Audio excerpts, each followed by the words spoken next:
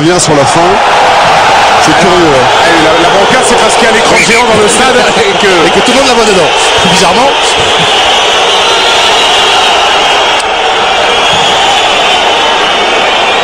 C'est pas aussi évident que ça, même sur l'image arrêtée. Bon, c'est compliqué. À partir du moment où elle passe au-dessus du poteau, c'est difficile de savoir.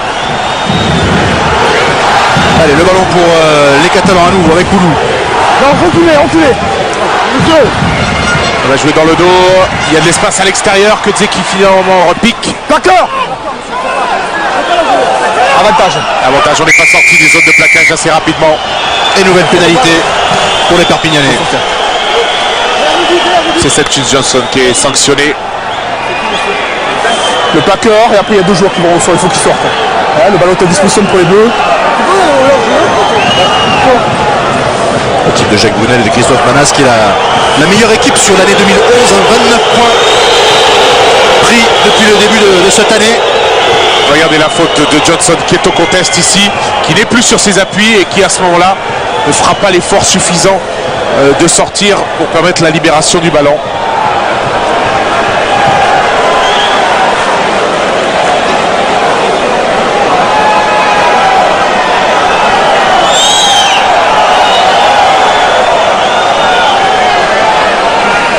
Jérôme Porical pour cette nouvelle pénalité. Cette fois, ça passe entre les poteaux.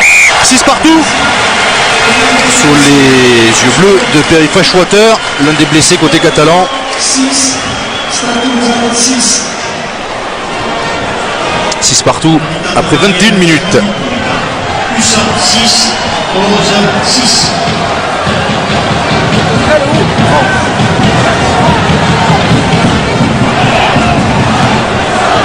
On voit que c'est assez équilibré, il y a pas mal de fautes de part et d'autre, notamment dans le jeu au sol.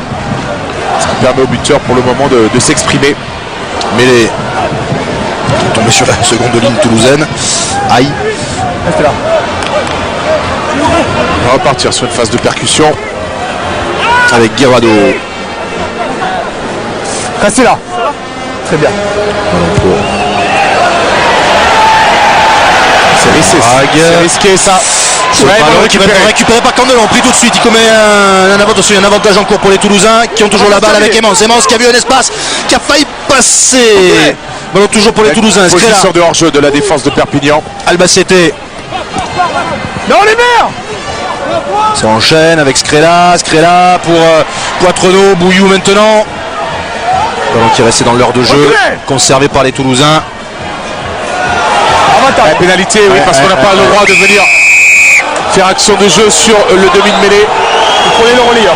Voilà, vous avez vu le geste de monsieur Geyser. Il n'a pas le ballon. L'explication, vous prenez le relayeur alors que ce dernier n'a pas le ballon, vous n'a pas le ballon.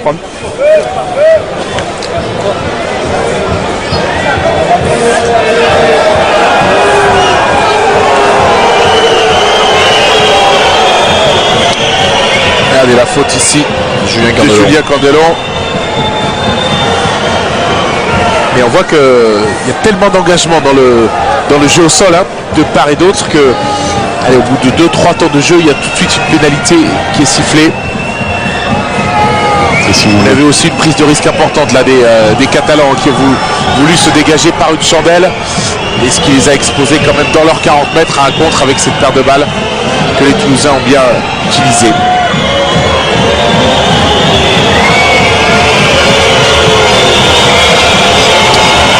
Qui ont marqué 53 essais depuis le début de cette saison, mais 14 seulement à l'extérieur. La pénalité de Frédéric Michala qui va passer à droite. On en reste donc à 6 partout.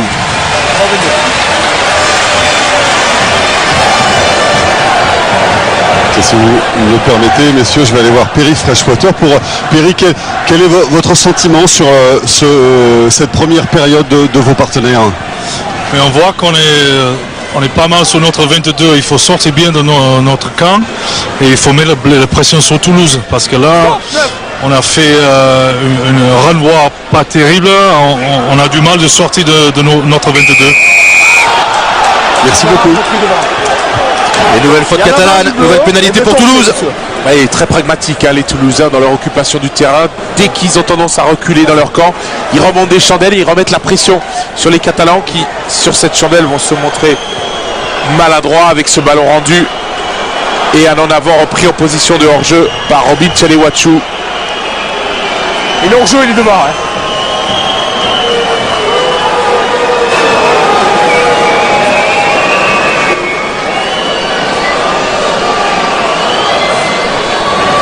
Jean-Baptiste Elissalde. Une grande discussion avec Jean-Marc Goussin, il me semble que c'était lui. C'est lui.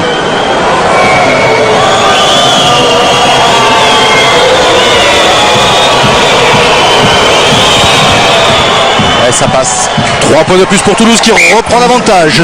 9-6 alors qu'il reste le quart d'heure à jouer dans cette première période.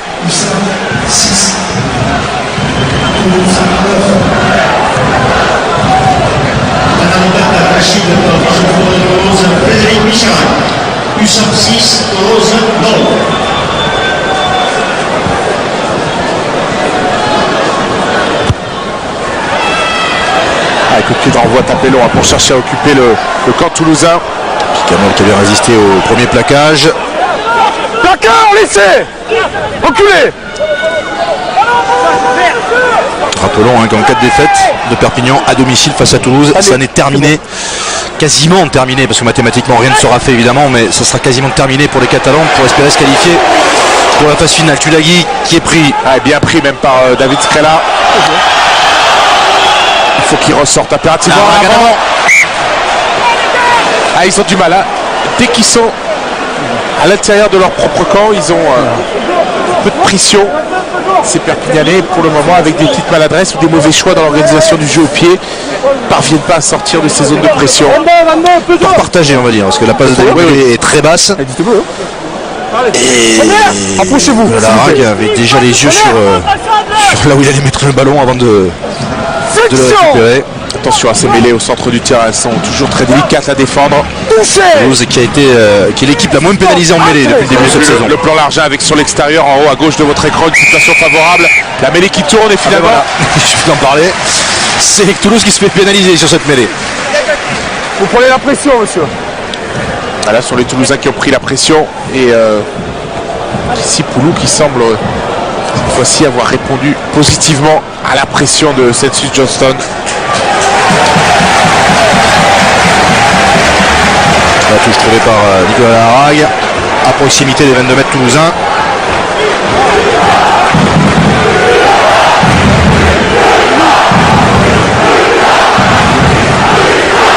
Vous mettez pas devant la construction du môle, hein. Le premier porteur du ballon, ouais, je vous le dis. Dites-le.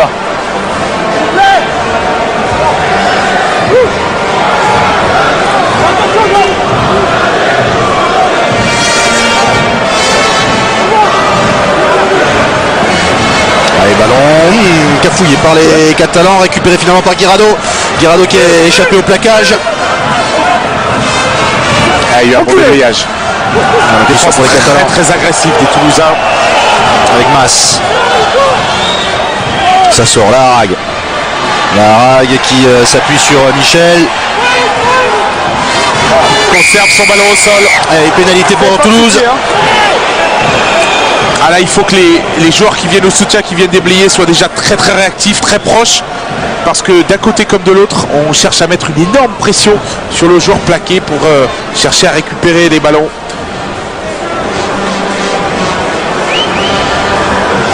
Il y a une réaction avec Jacques Brunel. Jacques, il y a des petits signes qui laissent supposer que ce match peut être compliqué pour l'USAP ce soir. Quel est votre sentiment? Il n'y a pas que des signes, enfin il y a des signes, il y a surtout la réalité du terrain. On est contesté sur la conquête, on est contesté sur les rucks, on ne sort pas bien de notre camp. On fait un début de match qui n'est pas bon, donc on donne la possibilité au stade d'être là, d'être dans la partie, de mener au score, ce qui est logique pour le moment. Merci Jacques. J'ai voulu être modéré. Jacques Brunel, lui, était plus catégorique que moi. Touche ou mêlée. Ballon récupéré là par les Catalans sur un lancer en touche. C'est Toulouse pas droit. Alors que Toulouse a le meilleur alignement en touche du top 14. On a revu sur ralenti, c'est le premier ballon perdu par les Toulousains sur touche. toucher. Stop, Nouvelle entrez. opportunité là pour les Catalans de venir occuper la moitié de terrain toulousaine.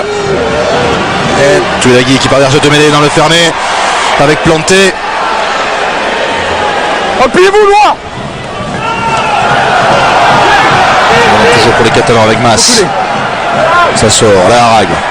Laharague qui s'appuie sur Kudze. Kudze pour Porical. Porical qui est repris par Poitrenaud. Les mers, noirs. Reculez.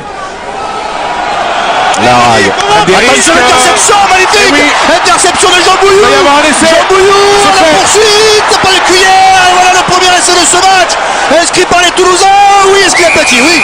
Inscrit par Jean Bouillou. Premier coup de théâtre dans ce match. Essai du Stade Toulousain. Grâce à son capitaine, Jean Bouillou. Ah, et cet essai qui ne fait que corroborer ce que disait Jacques Brunel il y a quelques secondes. Et ce qu'on avait constaté aussi, c'est-à-dire qu'en restant dans leur moitié de terrain, en ne parvenant pas à occuper le camp toulousain, mais les Perpignanais s'exposent à des contres comme ici, avec cette interception lumineuse de Jean Bouillou, qui résistera au retour de Kudze et aplatira en 2 temps. Après un gros plaquage de Guillaume Guirado qui avait failli lui faire perdre le contrôle du ballon. Et c'est leur problème sur ce début de rencontre, c'est qu'ils n'ont pas un jeu au pied suffisamment efficace pour sortir, et du coup ils jouent dans leur propre camp. Et en n'étant pas très net sur leur situation d'avancée, ils ont une défense toulousaine qui est très agressive et qui ici vient les contrer.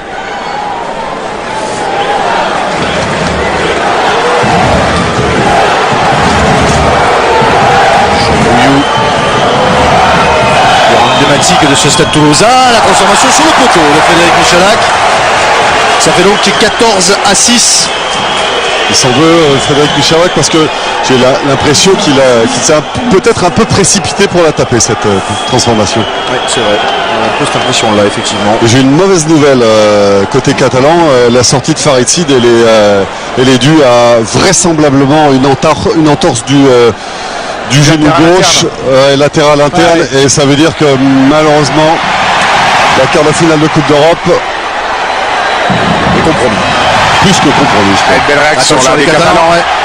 qui reviennent dans les 22 mètres de Candelon. Toulouse. Candelon qui avance. Et pénalité pour Perpignan. Il va y avoir un avertissement qui va être donné au capitaine toulousain pour des fautes répétées dans le secteur du jeu au sol. De la Sao qui va même prendre un carton. C'est le ballon rapide, c'est une faute délibérée. You are not in your feet. Carton jaune donc pour Willy Alors. de la Sao. Voilà qui va relancer encore un peu plus cette partie. Il dit qu'il est sur ses appuis à Monsieur Gahuzer. Monsieur Gahuzer évidemment lui dit que non.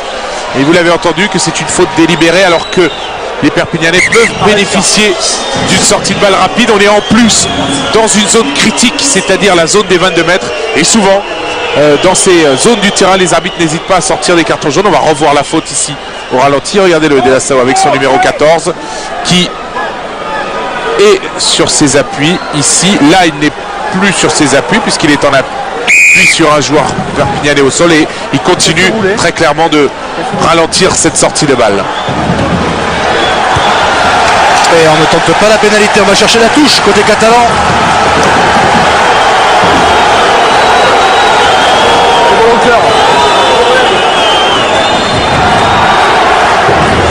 Alors là, pas de... On a eu quelques doutes avec le choix des Toulousains sur leur lancer en touche, mais là, je peux vous annoncer que les Perpignanais vont garder ce ballon devant et chercher à enfoncer les Toulousains avec un ballon porté. Cela dit, c'est dans l'inside qui manque un joueur côté toulousain. Et ballon contesté, ballon volé par gagné par Jean Bouillou. Ça, ce sont des ballons importants. Et le dégagement de Scrella. Et qui va trouver Candelon. Relance de jeu C'est Candelon. passé. Oh, il a vu une ouverture, il est repris. Plaqué un petit peu haut. Monsieur Gahuzer ne dit rien. Allez, ça sort avec Poulou. Très très agressif en défense les Toulousains. Ils montent chercher les Catalans qui ont du mal à attaquer cette ligne d'avantage et à jouer en avançant.